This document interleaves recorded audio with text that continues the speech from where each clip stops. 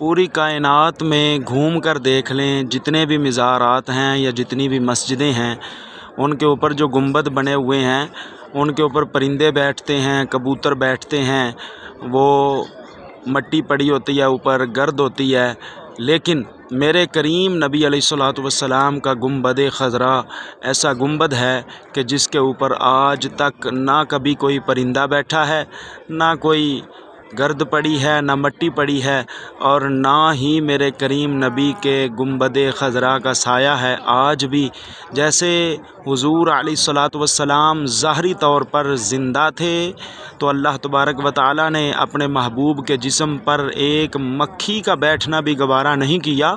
इसी तरह आज हुज़ूर के गुंबद के ऊपर भी किसी किस्म का कोई भी परिंदा या कोई ऐसी चीज़ जो है वो नज़र नहीं आती। सुबहान अल्लाह। अल्लाह ताला सब को ये देखना नसीब फ़रमाए।